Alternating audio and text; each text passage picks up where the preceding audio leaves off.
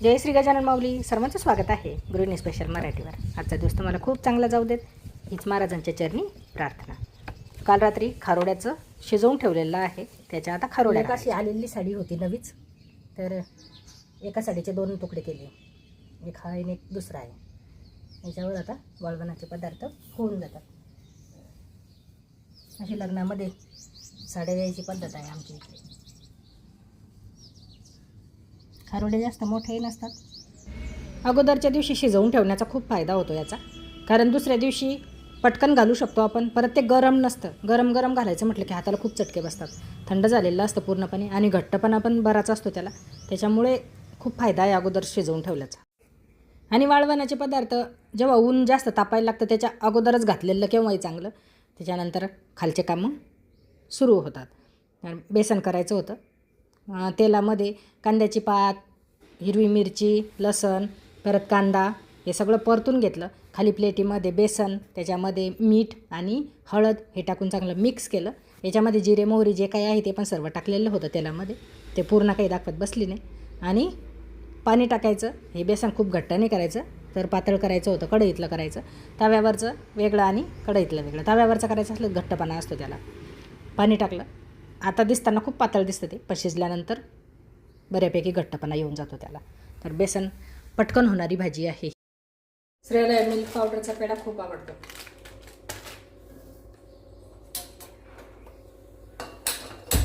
आणि करायला काही कठीण नाही, खूप सोपं आहे. तूप लागणार, तूप टाकायचं थोडंसं, 1-1.5 चमचा. आता याच्यामध्ये 1 कपभर दूध टाकायचं पहिले अगोदर सुरुवातीला.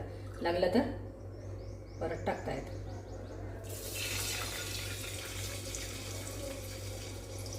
$200 ग्रॅम आहे. भरपूर पेढे होतात याचे.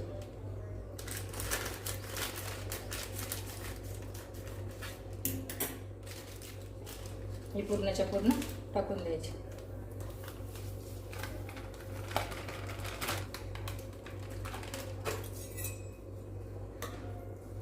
सुरुवातीला पातळ वाटतं ते, नंतर घट्ट होत जातं. आता काही दूध टाकायच्या आवश्यकता नाही, बरोबर झालेलं आहे असं. आता साखर टाकायची. साखर ही दूध पावडर ही गोड असतेच, त्याच्यामुळे साखर काही जास्त टाकायची गरज नाही. अगदी 2 ते 3 चमचे. ही विरघळू द्यायची साखर चांगली, कमी गॅस करायची. साखर पूर्ण विरघळली की असं घट्ट व्हायला सुरुवात होऊन जाते. ते असा गोळा तयार होतो. त्याच्यामध्ये फूड कलर आवडत असेल तर घालायचा, नसेल आवडत तर नाही घातला तरीही चालतो. थोडासा घातला की चांगले वाटतात, खूप जास्तही नाही. पण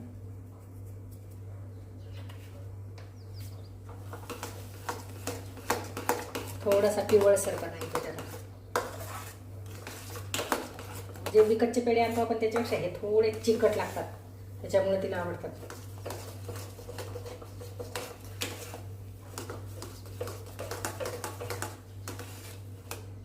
आता गॅस बंद करायचा, थंड होऊ द्यायचा.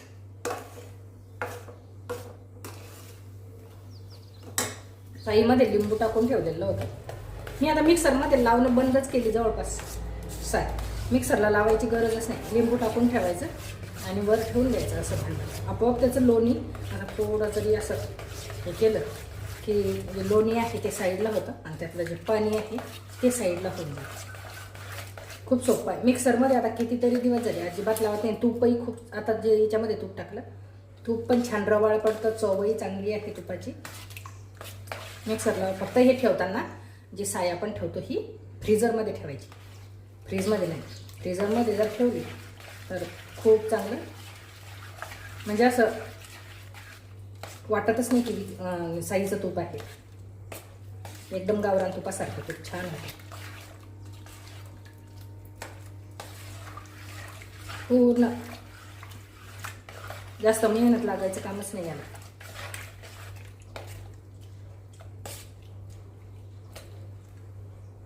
आणि फ्रीजरमधून काढून हे रात्री बाहेर काढलं होतं, त्याच्यामध्ये लिंबू वगैरे टाकून ठेवलं.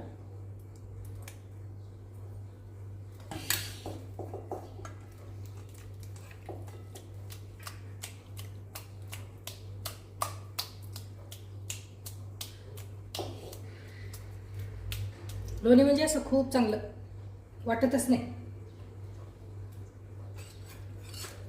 नाही ते मिक्सरला फिरवा, मिक्सरचे भांडे, कधी मिक्सरमध्ये निघत होतं, कधी चांगलं निघत नव्हतं. एकदम हे झालं की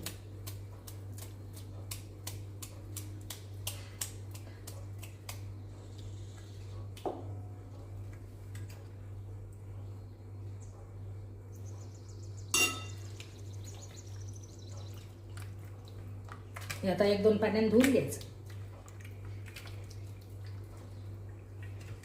आणि मी हे जे पाणी आहे हे लिंबोणीच्या झाडाला टाकलं होतं मागच्या एका व्हिडिओमध्ये. तर त्यातही म्हणत का बरं टाकलं, तर लिंबोणीचं झाडाला लिंब लवकर येतात आणि वाढते पण लिंबोणी चांगली. अगोदरची लिंबोणी गेली माझी, आता हे छोटंसं रोप लावलेलं आहे. त्याच्यात पाणी वगैरे टाकलेलं नाही. जशी फ्रीजमधून साय काढली फ्रीझरमधून आणि त्याच्यानंतर भांड्यामध्ये टाकली, त्याच्यामध्ये लिंबू टाकलं, पाणी वगैरे काही टाकलेलं नाही. आपोआप पाणी जे आहे त्याच्यातलं ते साईडला होतं आणि दोन्ही बाजूला होतं.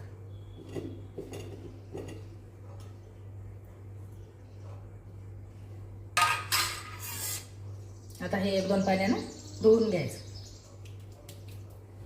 2-3 लवंगा टाकल्या. आता हे पण तोपर्यंत घट्ट झालं. ताटात काढून ठेवते का.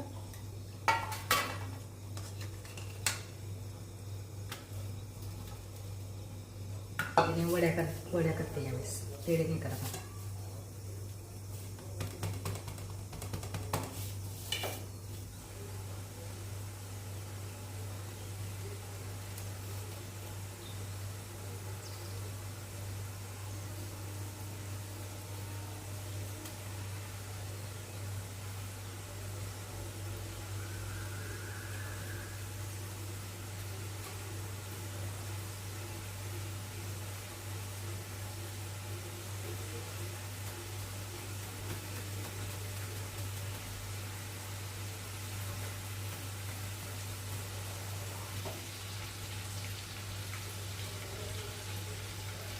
थोडा वेळ वरच ठेवायचं. वरच लवकर थंड होतं, एवढा काही उशीर नाही लागत त्याला. तडतड वाजणं बंद झालं की बंद करायचं, म्हणजे मग जास्त जळत पण नाही. कारण आता गॅस बंद केला तरी पण हे बराच वेळ चालू राहतं याचं. थोडा तडतड आवाज कमी झाला की समजतंच आपल्याला, तेव्हा बंद करायचं. म्हणजे रवेदार तूप पडतं छान. नेहमीच असतो घरामध्ये हा चहाचा मसाला, त्याच्यासाठी सुंठ असते. सर्दी वगैरे झाली तरी कडा करण्यासाठी पण चांगला आहे आणि रोज असं थोडासा चहामध्ये टाकण्यासाठी पण चांगला आहे सकाळी.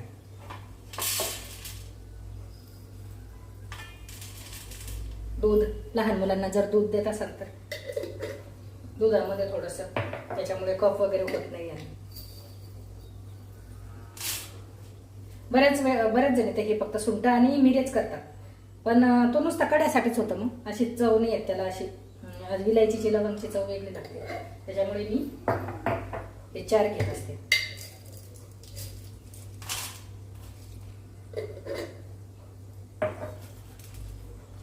सुंठ, मिरे, लवंग आणि विलायची हे सगळं मिक्सरमध्ये काढून घ्यायचं.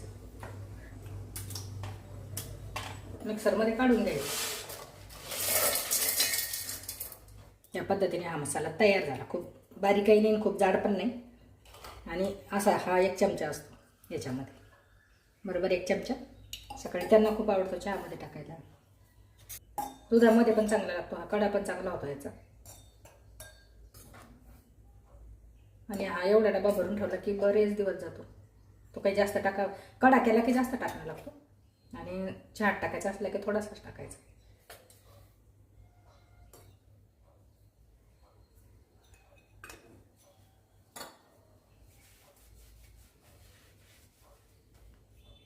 कॉफीचा डब्बा आहे पण त्यात मसाला राहतो, माहिती नाही निघलं. थोडंसं चिकट असतं. या पद्धतीने करून ठेवू शकता, किंवा मग गोल गोल करून पेढे करायचे. पेढेच करत असते दरवेळेस मिसळ्या, तिला खूप आवडतात याचे पेढे. याशी बर्फी पण तयार होते. हाताने करावं लागतं थोडंसं पण याला, कारण हे चिकट आहेच.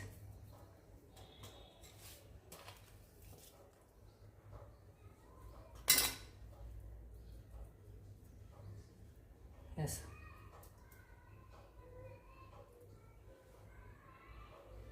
तूप पण झालं. एक काम करता करता 3 कामं झाले. तूप झालं, त्याच्यानंतर ही बर्फी तयार केली. थोडी मिल्क पावडर चिकट असते पण चवीला खूप चांगली लागते. तर पेढे न करता यावेळेस बर्फी केली, पण हाताने सेट करावी लागते. मसाला झाला आणि आता जायचं आहे वर गच्चीवर, कारण खारोड्या घालून ठेवलेल्या आहे. संध्याकाळ झाली, आता त्या काढायच्या. थोडं आभाळ होतं, मध्ये मध्ये आभाळ येत होतं, चांगलं ऊन पडत होतं.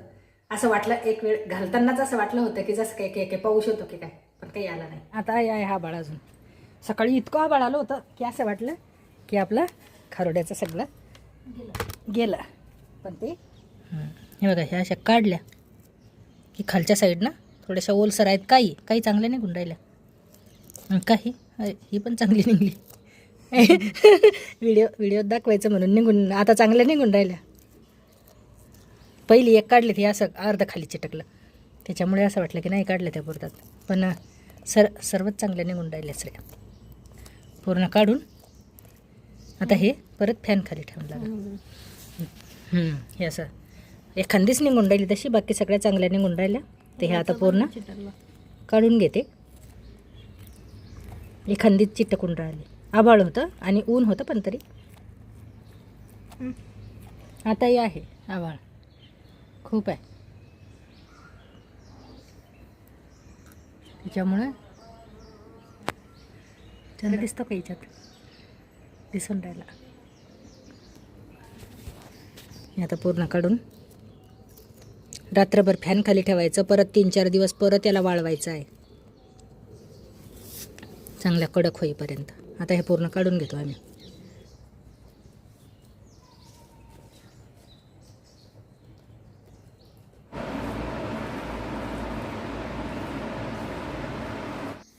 उन्हाळ्याची सुरुवात होते ती आंब्यापासून. तर कच्ची कैरी आहे ही. कच्च्या कैरीची भाजी बऱ्याच जणांना खूप आवडते, मला पण आवडते. तर ती आणलेली आहे, पहिल्यांदाच ती करणार आहे आज. इकडे तोपर्यंत दुसरी पण भाजी आहे. तर तुरीची डाळ शिजायला ठेवली आणि मेथीची भाजी पण चिरून ठेवलेली. बारीक कट करून घ्यायची कैरी आणि त्याच्यानंतर पाणी टाकून अगोदरच शिजवून घ्यायची. साखर टाकल्यानंतर शिजत नाही ती चांगली, तर अगोदरच चांगली शिजवून घ्यायची त्या पाण्यामध्ये. इकडे डाळ अर्ध कच्ची झाली की मेथीची भाजी बारीक चिरून ठेवलेली आहे ती टाकायची.